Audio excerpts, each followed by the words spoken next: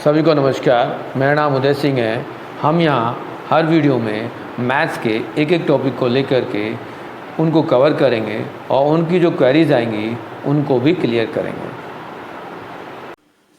Now today maths class 7 chapter number 3 data handling. What is the data handling? Generally हमारे पास जो भी information होती हैं उनको कलेक्ट करना या जो इंफॉर्मेशन, जो सूचना, जो जानकारी है उनको एक अरेंजमेंट कर देना, उनको रीसेट कर देना, ऑर्गेनाइज कर देना, उनको रिप्रेजेंट कर देना, वो सारा हमारा डेटा हैंडलिंग में आता है। तो सबसे पहला जो पॉइंट है वो है कलेक्टिंग डेटा। वैसे तो प्रीवियस क्लास 6 क्लास में ये ऑलरेडी बहुत कुछ डिस्कस हो चुका है कि हमारे पास डेटा क्या है। तो कलेक्टिंग डेटा से मीनिंग होता है कि जो हम चीज़ें कुछ कलेक्ट करते हैं, कुछ इंफॉर्मेशन कलेक्ट करते हैं, कुछ हमारे पास आसपास की इंफॉर्मेशन होती हैं, उनको यदि हम अरेंज कर दें, सिलेक्ट कर लें,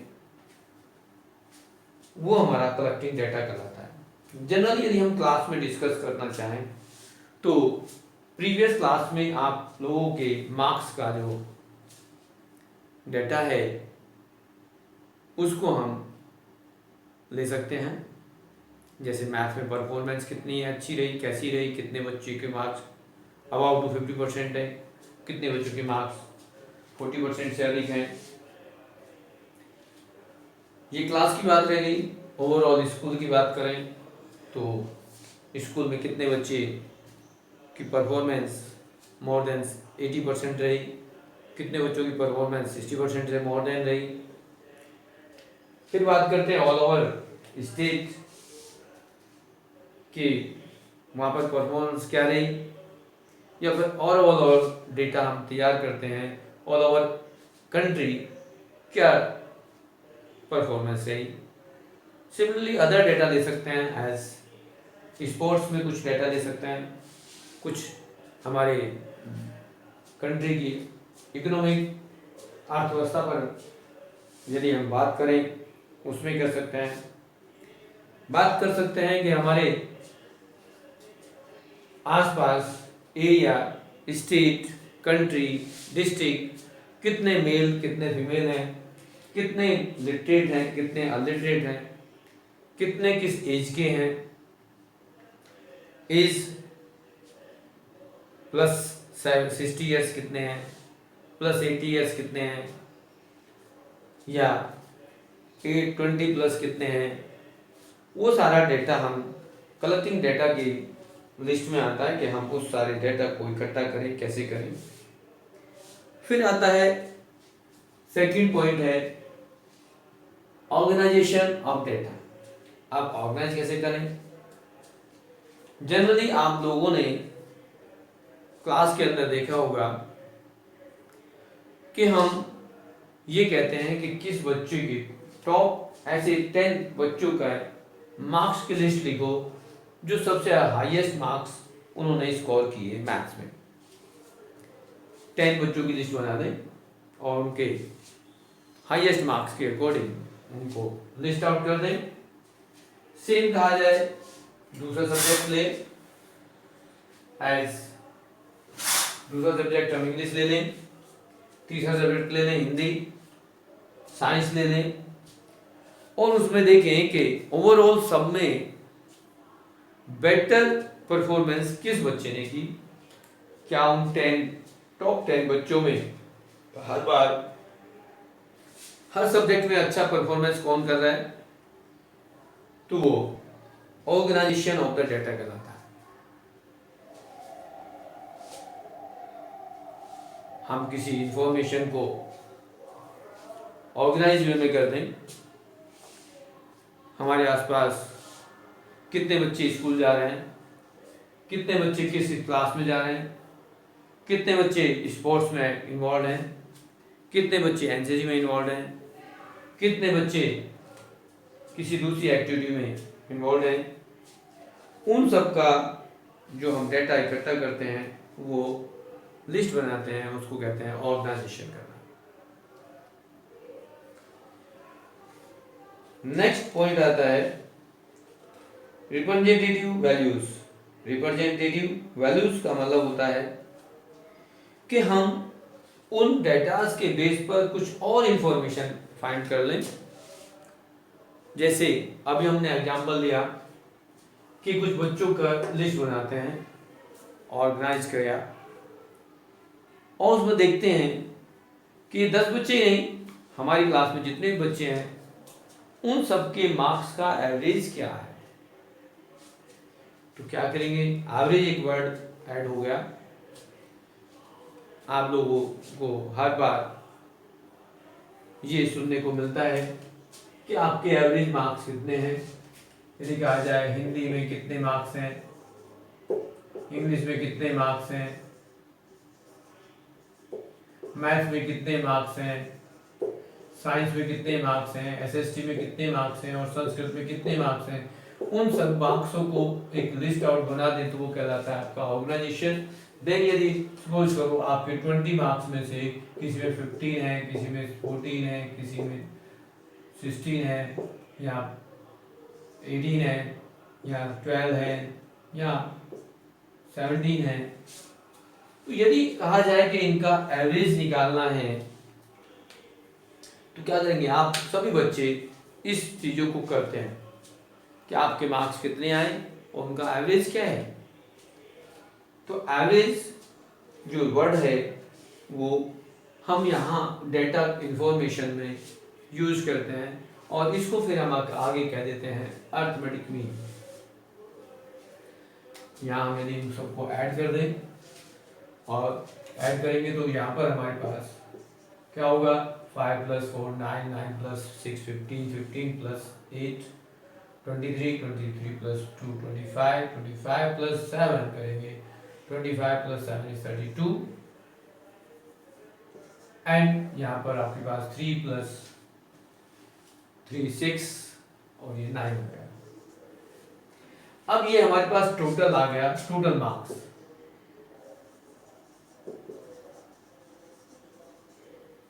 टोटल मार्क्स हमारे कितने सब्जेक्ट हैं,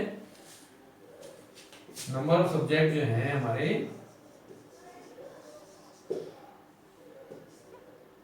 वो है 6। यदि हम यहाँ अरिथमेटिक मीन फाइंड करना चाहें तो क्या होगा, टोटल हमने जितना ये सम निकाला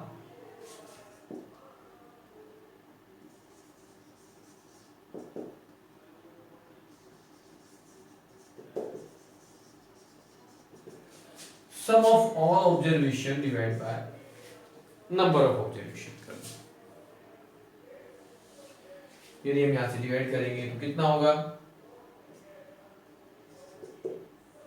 अप्रोक्सीमेट यदि हम 6 से डिवाइड करें, 6 × 6, रिमेनिंग हमारे पास होगा 3 और 6 × 5 = 30 और फिर 2 रह जाएगा, डेसिमल लगा के 0 लगाएंगे तो ये 6 × 3 = 18 अप्रोक्सीमेट आ जाएगा। इस टाइप से हम यदि इसको कैलकुलेट करें कि ये हमारा अरिथमेटिक मीन आ गया है। इसी को हम एवरेज भी कहते हैं। जनरली हम इसको एवरेज वर्ड यूज करते हैं और एवरेज से हमारे पास नया वर्ड यूज हो गया अरिथमेटिक मीन, और इसको सिर्फ हम मीन भी कह दें तो ये वर्ड हम कॉमन यूज कर लेते हैं। आफ्टर दैट अरिथमेटिक मीन को ही मीन हम कह देते हैं। तो मीन क्या हुआ formula, mean is sum of observation, सारे नंबर हमने ऐड किए, sum of observation divide by number of observation, the mean of given data. Next word हम यूज करते हैं रेंज। रेंज यदि हम बात करते हैं कि यहां पर हमारे पास जो मार्क्स हमने लिखे हैं उसमें रेंज यदि फाइंड करने की बात होगी तो यहां फाइंड करते हैं मैक्सिमम नंबर क्या है। मैक्सिमम नंबर है 18 और मिनिमम कितना है मिनिमम हमारे पास 14। जो डिफरेंस ऑफ बोथ है वो रेंज कहलाता है। Maximum value minus minimum value, तो मैक्सिमम वैल्यू हमारे पास 18 और ये 14 equal to 4 is the range of this data. तो इस टाइप से हम रेंज फाइंड कर लेंगे। जो डेटा की जो डिफरेंस है मैक्सिमम वैल्यू और मिनिमम वैल्यू का डिफरेंस रेंज होता है। हमारे पास और बहुत सारे डेटा हो सकते हैं, बहुत सारी इंफॉर्मेशन हो सकती है, जो हमारे पास अभी हमने लिया उसी को हमने यूज करके कैलकुलेट कर दिया कि इसका जो रेंज है वो मैक्सिमम माइनस मिनिमम वैल्यू, उसका जो डिफरेंस आएगा वो रेंज होगी। नेक्स्ट जो वर्ड हम यूज करते हैं वो है मोड।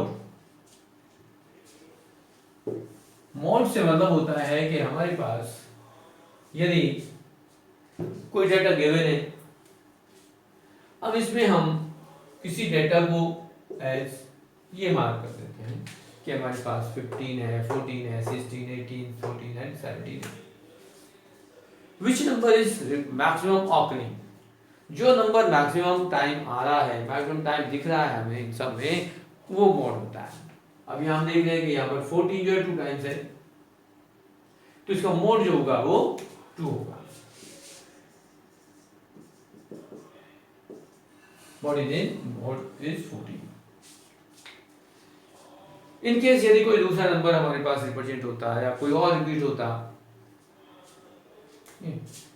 सपोज करो कि ये यहाँ भी 14 हो, तो हमारे पास 14 3 टाइम्स आ गया, तब भी इसका जो मोड है वो 14 ही होगा। जो भी नंबर हमारे पास हैं उन सब नंबर्स में हमें ये चेक करना होगा कि कौन सा नंबर मैक्सिमम टाइम रिपीट हो रहा है। इनको हम रीअरेंज कर लेते हैं। यदि इन सबको डेटा को जो भी लिखा जाए एक बार, तो हम इसमें मिनिमम वैल्यूज है 14, फिर 14, फिर 14, फिर 15, फिर 16, फिर 18। तो हमारे पास ये 3 टाइम्स 14 आ रहा है, इसलिए इसका मोड 14। अब बात आती है जनरल समझने की, अर्थमेटिक मीन, मोड।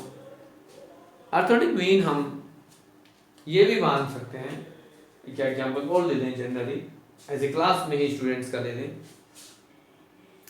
कि यदि हमारे पास ये 6 स्टूडेंट हैं और 6 स्टूडेंट में अलग अलग, ये तो अभी सब्जेक्ट ले लिया, हम कह देते हैं 6 सब्जेक्ट से 6 स्टूडेंट हैं और उन्होंने जो है ये मार्क्स ऑप्ट किए आउट ऑफ 20।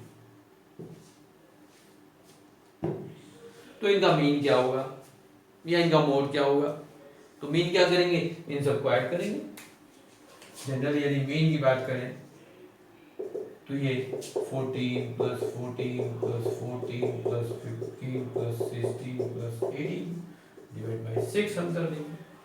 अब इनका सम निकालेंगे तो क्या होगा, देखो यहाँ पर यदि हम सम करेंगे तो ये देखेंगे यूनिट पहले इसको ऐड करें, 8 plus 6 14, 14 plus 5 19, 19 plus 4 23, 23 plus 4 27, 27 plus 4 31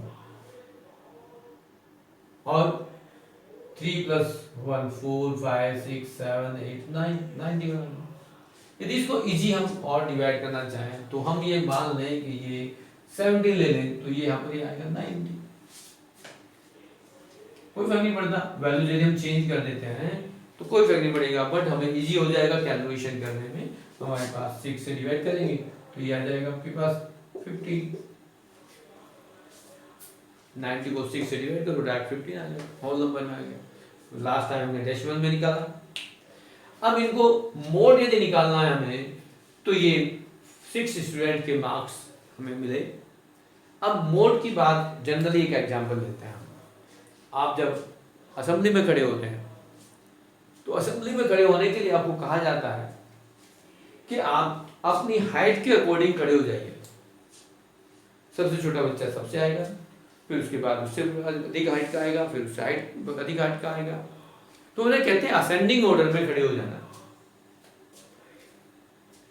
सबसे छोटा सबसे पहले आएगा और फिर उससे बड़ा, फिर उससे बड़ा, फिर उससे बड़ा, फिर उससे बड़ा, और सबसे लंबा जो हाइट में होगा बच्चा वो सबसे लास्ट में चला जाएगा। तो उस पोजीशन को, उस कंडीशन को हम कहते हैं अकॉर्डिंग टू हाइट स्टूडेंट्स खड़े हो गए और असेंडिंग हाइट, असेंडिंग ऑर्डर में हम उसको कहते हैं। तो यहां भी असेंडिंग ऑर्डर में हमने नंबर को लिख दिया। यदि सेम हाइट के हो जाए बच्चे तो सेम हाइट के होंगे वो आगे एक साथ ही खड़े होंगे। अब उसमें जनरली क्या है कि यदि 7th क्लास की बात कर रहे हैं तो मैक्सिमम बच्चों की हाइट एक जैसी होती है। गर्ल्स की हाइट यदि देखेंगे तो गर्ल्स की हाइट एक जैसी होगी लगभग, क्योंकि एक ही एज के ग्रुप के बच्चे होते हैं। कुछ थोड़ा बहुत डिफरेंस होता है, ऑलमोस्ट सेम हाइट के होते हैं। बॉयज की देखेंगे तो always height all students are approximate same होती है। तो मैक्सिमम बच्चों की जो हाइट भी सेम होती है, उनके वेट को देखा जाए तो वेट भी सेम होते हैं। फिर भी उनको यदि देखा जाए according to height ascending order में खड़े कर देते हैं। और यदि उनका मीन निकालना है तो सबकी हाइट को ऐड करेंगे और नंबर ऑफ स्टूडेंट से डिवाइड कर दें तो मीन आ जाएगा। और यदि मोड निकालना है तो वो देखेंगे कि हमारे पास कितने बच्चे एक जैसी हाइट के हैं। मैक्सिमम बच्चों की संख्या देखें जिनकी हाइट सेम हो। तो जितने मैक्सिमम होते हैं वो ही मोड हम अप्लाई कर देते हैं कि वही मोड है। आप सपोज करो एक क्लास में 40 स्टूडेंट हैं और जिसमें हमने देखा कि 10 बच्चों की हाइट ऑलमोस्ट सेम है और वो बीच में कहीं आते हैं, तो जितने मैक्सिमम बच्चों की होगी और उनकी हाइट जो भी होगी उस पर्टिकुलर हाइट को हम कहेंगे इट इज ए मॉड।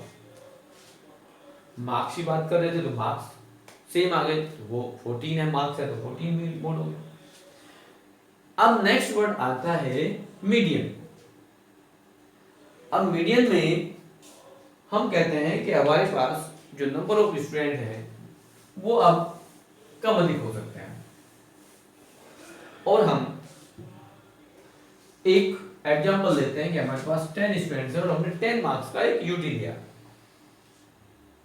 जिसमें कुछ बच्चों की परफॉर्मेंस इस टाइप से हो सकती है 2, 3, 4, 5, 6, 7, 8, 9, इस टाइप में हमारे पास बच्चों की परफॉर्मेंस आ गई। 10 स्टूडेंट्स हैं। हो सकता है कि हम ये 11 स्टूडेंट ले लें। हम ये 11 ले लेते हैं। नंबर ऑफ स्टूडेंट 11 है। अब इसे पूछा जा रहा है कि मीन निकालो, तो इन सबको ऐड करेंगे और 11 से डिवाइड कर देंगे। मोड निकालो तो देखो इसमें कुछ नंबर रिपीट हो रहा है, तो इसमें 6, 6, 6 3 टाइम्स रिपीट हो रहा है, तो इसका मोड जो है वो 6 हो जाएगा। अब मीडियन की बात करेंगे तो मीडियन हमारे पास, हमने अभी मीन की बात करी, मोड की बात करी, अब हम सेपरेट मीडियन की बात कर रहे हैं, फिर कंबाइन भी कर देंगे। तो यहां पर हम देखेंगे कि नंबर ऑफ स्टूडेंट 11 है। हम स्टूडेंट्स की हाइट निकालना चाहते हैं, एवरेज हाइट। सबकी हाइट नहीं काउंट कर रहे हैं। हमने क्या किया, सारे बच्चों के मार्क्स लिए और उनको रीराइट किया एक असेंडिंग ऑर्डर में एज दिस। ये 10 था, नंबर ऑफ स्टूडेंट 11। किसी बच्चे के फुल मार्क्स आ गए, किसी के बच्चे के 2 मार्क्स आए, किसी के 3 आए, इस तरह से बहुत सारे बच्चों के एवरेज 6 मार्क्स आ गए। तो यहां यदि हमें कहा जाए फाइंड द मोड, तो मोड तो हम उसको कहेंगे जो मैक्सिमम टाइम रिपीट हो रहा है। अब बात आती है मीडियन की। मीडियन जो होगा मिडिल टर्म्स को कहते हैं।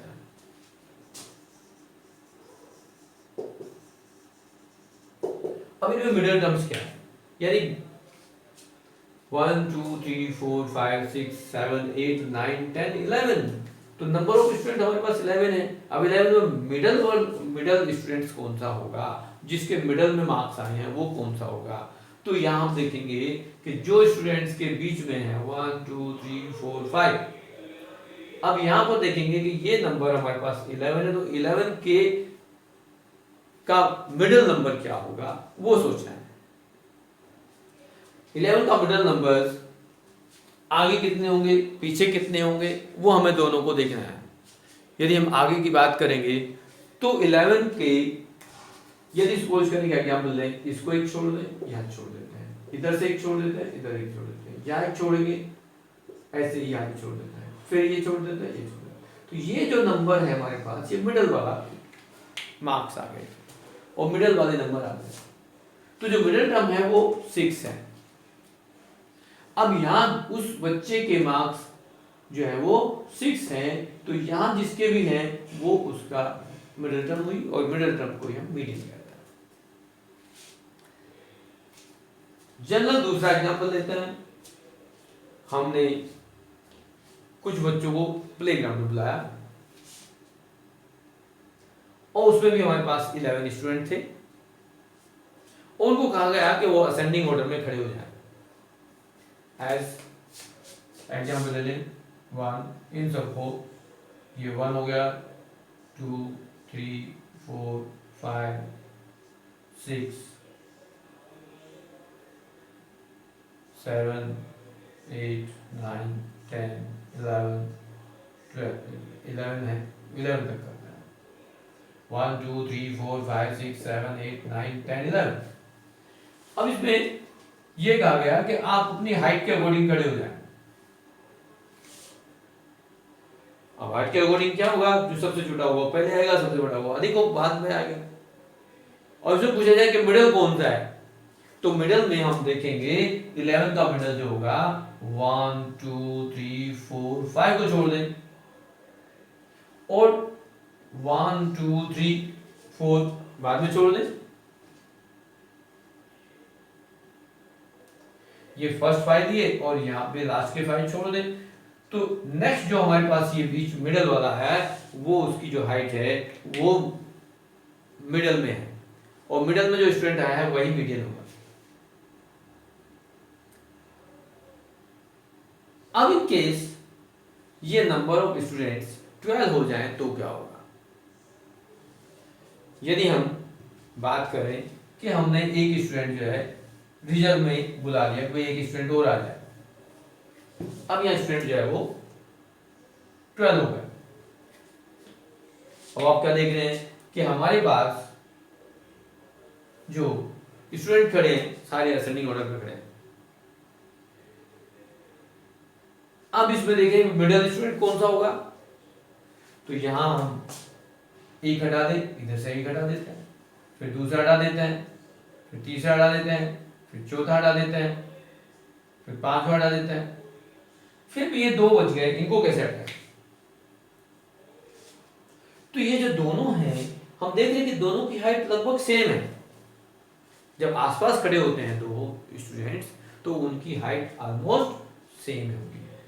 तो इन दोनों पे भी यदि मीडियन निकालना है तो इन दोनों की हाइट को ऐड करेंगे। यदि सपोज करो कि ये 150 सेंटीमीटर है, ये भी 150 सेंटीमीटर है, इन दोनों को ऐड करके 300 आएगा, 2 से डिवाइड कर दें तो 150 ही आएगा। तो जो इन दोनों की हाइट आई उनको दोनों को हमने ऐड किया, 150 सेंटीमीटर है, दोनों को ऐड किया और फिर 2 से डिवाइड किया, तब भी हमारे पास 150 आया। तो वो तब हम यूज करते हैं जब हमारे पास number of student even number में आ जाए।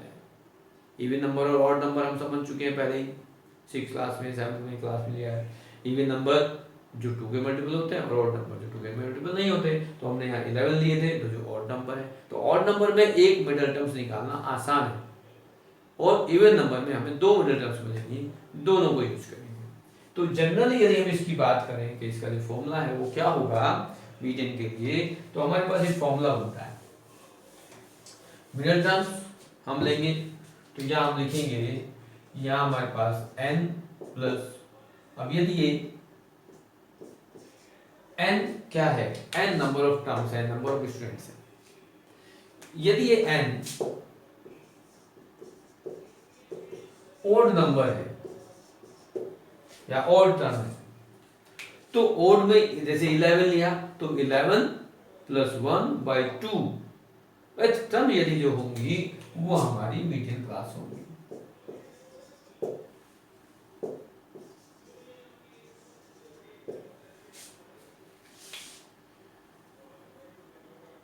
हमारे पास ओड टर्म है, तो ओड में हमारे पास वो 11 हो सकते हैं, 9 हो सकते हैं, 7 हो सकते हैं, 13 हो सकते हैं। यदि 13 होता है ये टर्म्स, तो 13 + 1 14/2, सेवंथ टर्म जो होगी, मिडिल टर्म जो होगी, वो मीडियन होगी। इन केस यदि n odd number even number हो, तो n/2th टर्म लेंगे प्लस n/2 + 1th टर्म लेंगे और उनका फिर एवरेज निकालेंगे, उनका हाफ करेंगे। वही एग्जांपल यदि हमारे पास यहाँ स्टूडेंट 12 हो जाए, तो 12/2 6 टर्म्स और 12/2 6 + 1 7th टर्म, 6 टर्म्स और 7 टर्म्स का एवरेज निकालेंगे। एवरेज वर्ड हमने भी यूज किया, एवरेज का मतलब होता है मीन।